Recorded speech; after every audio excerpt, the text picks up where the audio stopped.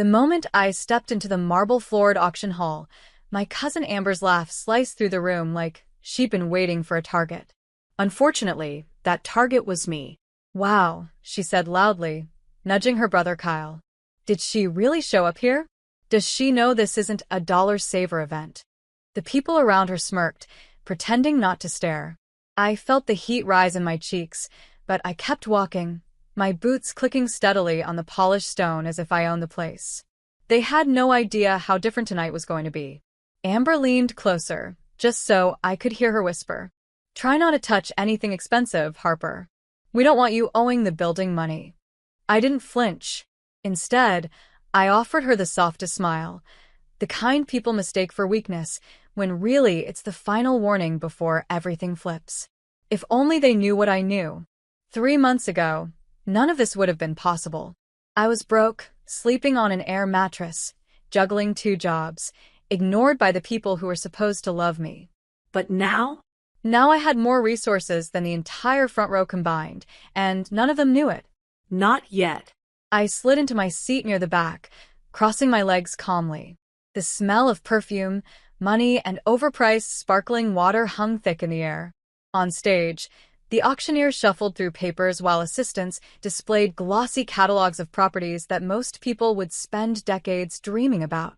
My family perched arrogantly in the center rows, my uncles, my aunts, my cousins, all dressed like a magazine spread. They always made a point to sit where everyone could see them. Reputation meant more to them than kindness ever had. Meanwhile, I was the relative they all pretended didn't exist unless they needed someone to run errands or babysit for free. Tonight was the last night I would ever let them laugh at me. "Lot number 16, the auctioneer announced. A newly restored lakeside estate located on Willow Shore. Opening bid, $2.5 million. My family straightened instantly. That was the property, their dream home, the one they bragged about nonstop. My Uncle Raymond puffed his chest like he'd already won it. My Aunt Marlene dabbed her lipstick and whispered something to her daughter, who nodded excitedly. I kept my eyes on the stage, silent.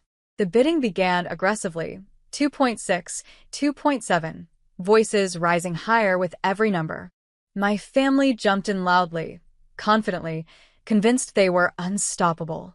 Every few seconds, Amber glanced back at me with that same mocking half-smile, like she couldn't believe I'd dared to step foot in the same room as them.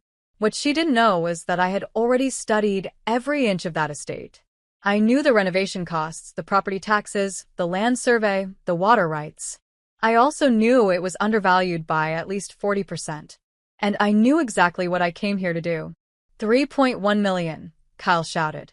3.2, someone countered. Marlene lifted her paddle. 3.4. The room murmured with approval. The Lakeside Willow Estate wasn't just any house, it was a legacy home. The kind of property families keep for generations. They wanted it so badly they didn't even notice how recklessly they were climbing. I leaned back, hands resting in my lap. I wasn't nervous. Not even close. For the first time in years, I felt completely in control. Like life finally owed me a moment where everything aligned. Going once, 3.4 million.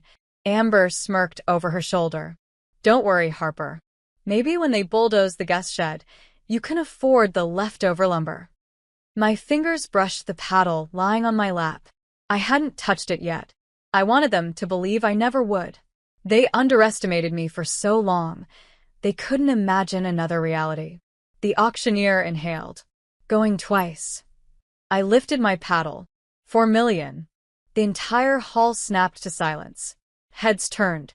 Marlene's jaw dropped so hard she nearly choked on her lip gloss. Uncle Raymond twisted in his seat like he needed to confirm it was actually me, quiet, forgettable Harper Bennett, who'd just dropped a number bigger than his life savings. Amber blinked repeatedly. What are you doing?" I didn't answer. The auctioneer smiled, reviving the energy in the room. 4 million from bidder 72. Whispers shot like electricity through the crowd. Kyle scrambled. 4.1. I lifted my paddle before he even finished speaking. 4.8. Gasps erupted. People shifted, amazed, confused, and entertained all at once. My relatives looked like they'd swallowed fire. Their faces drained of color, then flushed, then froze. They'd planned this moment for years, moving into Willow Shore, throwing summer parties, hosting family dinners designed to show me how much better their lives were. But now the blueprint was cracking in real time. 4.8, the auctioneer repeated, smiling bigger now. Do we have 4.9? My family hesitated. For the first time ever, they looked unsure. The confidence they always wore like a crown slipped off their heads. Finally, Carl tried again. 4.9. I didn't blink. 5.5. A collective gasp rolled through the room like thunder. Marlene slammed her paddle down. Are you insane? You don't have that kind of money. I finally looked straight at her. You'd be surprised what people can accomplish when no one is watching. The auctioneer, trying not to grin too widely, extended his hand dramatically. 5.5 million. Going once. Kyle shook his head at his mom, panicking. We can't. The bank already. Marlene hissed. We'll take out another loan. Going twice. Their entire row fumbled with calculators, phones, frantic whispering. Sweat formed on Raymond's forehead as he muttered about interest rates and credit limits. But they were out. They knew it. Everyone in the room knew it. I simply placed my paddle on the seat beside me and folded my hands gently. Sold to bidder 72. Applause exploded through the auction hall, along with murmurs. Who is she? How did she pull that off? She just outbid her entire family, damn. My family sat frozen like statues, unable to process what had just happened. Amber stared at me as if she'd seen a ghost. I stood up slowly, smoothing my blazer, my heart steady, my steps confident. For the first time in my life, I walked past them, and they were the ones afraid to make eye contact. Little did they know, this was only the beginning. The second I stepped into the lobby after the auction ended, the cool night air brushed my face, sharp, refreshing, almost celebratory. I had barely made it 3 steps before footsteps pounded behind me. Harper. Amber's voice cracked like she couldn't decide whether she was furious or terrified. I turned slowly. My entire family approached in a tight, frantic cluster, Marlene at the front, clutching her designer purse like it held the answers to her downfall. Raymond's face was red, Kyle's confusion was written all over him, and Amber looked like she was physically holding her jaw together so it wouldn't drop again. Marlene didn't bother with greetings. Where did you get that kind of money? I tilted my head. The same place you assumed I'd never reach. That's not an answer, she snapped. Neither is your question. I replied calmly. Because you don't actually care where it came from. You care that it didn't come from you, or through your permission. That stunned her into silence. Raymond stepped forward. Be reasonable. That house is too much for you. Maintenance alone. I've already accounted for that, I said. You can't handle a property like Willow Shore. I lifted an eyebrow. But you can? That's interesting, considering the bank just denied your refinancing last month. Raymond froze. Amber's eyes widened. Yeah, I knew more than they realized. I hadn't just come prepared. I'd come armed with knowledge they never thought I'd have access to. Kyle tried a softer approach, shifting into that fake-friendly tone he used when he wanted something. Harper, maybe we can work something out. You don't need such a big place. We've wanted it for years. Maybe you could transfer ownership and we could. No, I said plainly. The estate is mine. Amber scoffed, frustration bubbling over. You didn't even look interested until the last minute. Oh, I was interested, I said. I was just patient. Something you've never mastered. Marlene narrowed her eyes. You embarrassed us in that room. I blinked. Embarrassed you? I didn't mock anyone.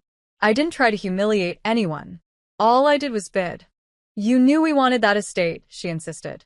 Yes, I said, stepping closer. And you wanted me to stay small forever. You wanted me struggling so you could feel important.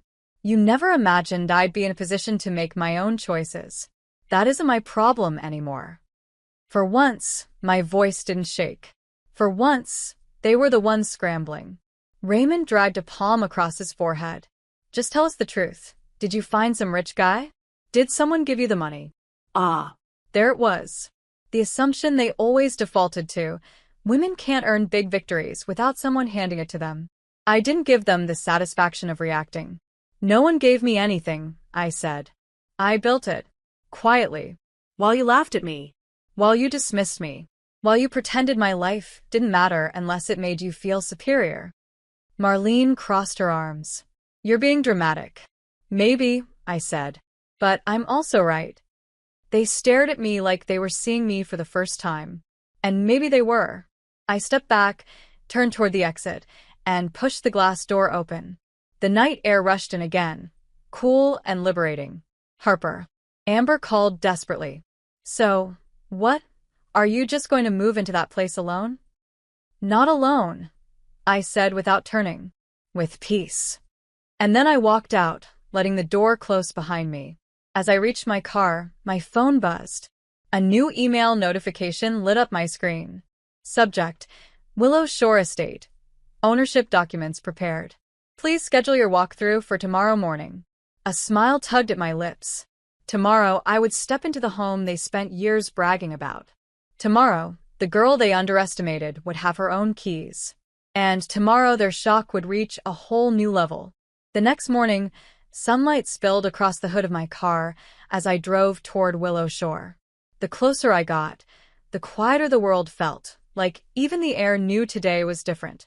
When the estate finally appeared through the trees, its glass windows caught the light and shimmered like a promise. My promise. A property agent, a woman named Caroline, was already waiting by the front steps. She extended her hand the moment I stepped out. Ms. Bennett? Congratulations again. This estate hasn't looked this good in years. Thank you, I said, trying not to show how surreal it still felt. Inside, the house opened like a breath, wide, warm, and impossibly peaceful. Polished wood floors, vaulted ceilings, a view of the lake that made the entire world look softer. Every room whispered independence. Stability. A future I had built with my own hands. Caroline smiled. Would you like a full walkthrough? Yes, I said. Let's start with the study. When she opened the door to the study overlooking the lake, I knew instantly it would be my favorite place. Sunlight pouring across the desk, the gentle ripple of the water outside, the quiet that wrapped around me like a fresh start. As she talked through renovation details, I imagined my life here. Early mornings writing by the windows, cooking dinner without worrying about rent, friends visiting without judging eyes in the background. It felt like the first time I could breathe fully. When we finished the tour, Caroline handed me a sleek black folder. Deeds inside. Once you sign the final page, everything transfers officially.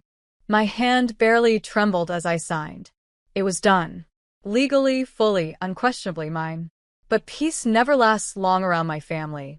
The moment I stepped outside, I saw a car pull up, Marlene's luxury SUV. The doors flew open, and out stepped half my relatives like they were storming a battlefield. Amber was in the front, her hair still in last night's curls, anger twisting her features. What are you doing here? I asked, keeping my voice calm. Raymond pointed toward the estate like he owned the land. We came to talk sense into you. I think I'm done letting you dictate my decisions. Amber pounded up the steps. This was supposed to be our legacy home. You can't just take it. I lifted the sign folder. Legally, I already did. They froze. Marlene's face tightened. Then, at least let us hold our annual summer gathering here. You know how much it means to the family. I studied their faces. Faces that mocked me, diminished me, dismissed me. No, I said simply. This home will never again be a stage for people who tore me down. Amber sputtered. You're petty. Maybe, I said, stepping forward. But I learned from the best. And then I watched them all deflate, their entitlement dissolving into disbelief. For the first time in my entire life, the balance of power shifted, and it wasn't temporary. It was permanent. For a long moment, my family just stood there on the steps of my new home, stunned, blinking, trying to rearrange reality in their favor. But reality wasn't bending this time.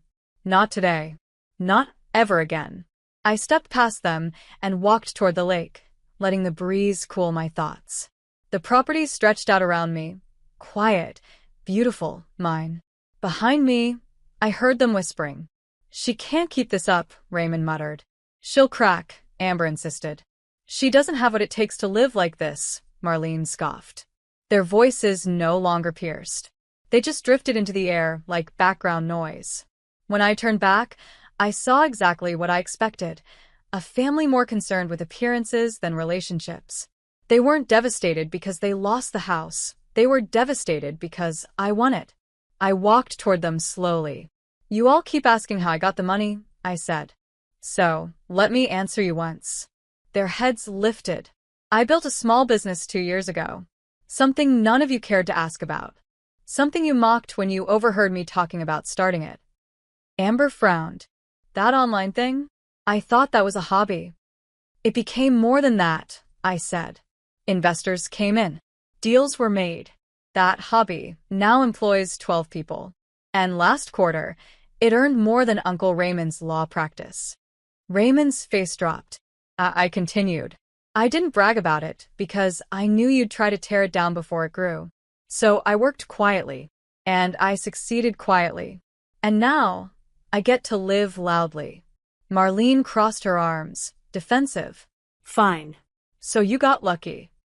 "Luck didn't sign the contracts," I replied. "I did." Their silence told me everything. They weren't proud. They weren't happy for me. They were threatened. Amber stepped forward, her expression softening into something almost vulnerable. "Harper, you could have told me. We're cousins. I would have supported you." I looked her in the eyes. "Would you? Because yesterday, you laughed at the idea of me being able to afford snacks. And today, you wanted me to hand you a house." Her mouth tightened. She had nothing to say. I walked closer to the front doors of the estate and placed my hand on the frame. "I'm not shutting the door on family. I'm shutting the door on how you treated me." "What does that mean?" Kyle asked. "It means if you ever choose respect, kindness, and treat me like more than a punchline, then maybe one day, you'll be welcome here. But until then, this property is off limits." Their expressions shifted, anger mixing with guilt, pride tangled with shock. None of them knew how to respond to boundaries from the girl they thought would never set any. I opened the front door, letting the light from inside spill out. "This place represents a new beginning," I said. "And I'm not starting it with bitterness in the guest room." Then, as gently as possible, but as firmly as necessary, I added, "You need to leave." Raymond looked like he wanted to argue, but Marlene tugged his sleeve. Amber lingered the longest, searching my face for some sign of hesitation. There wasn't any. Finally, one by one, they turned back toward their SUV and climbed in. No more insults. No more laughter. Just a heavy silence they didn't know how to fill. As their car rolled back down the long drive, I exhaled, deeply, freely, like I'd been holding my breath for years. Inside, the estate felt different now. Warmer. Like it had accepted me. I wandered through the living room, fingertips brushing the wall as if claiming my space 1 inch at a time. I ended in the study, overlooking the water. The sun reflected off the lake in bright, shimmering waves, dancing across the room. I sat at the desk, the first real desk I'd ever owned, and opened my laptop. No mockery. No judgment. No noise. Just possibility. My phone buzzed with a text from my business partner, Lily. "Congrats on the new house. Proud of you. Next chapter starts now." My eyes warmed. Yes, it did. I looked out at the lake, at everything I fought for, everything I refused to let anyone take from me again. For the first time in my life, I wasn't surviving. I was thriving. And that was the real revenge.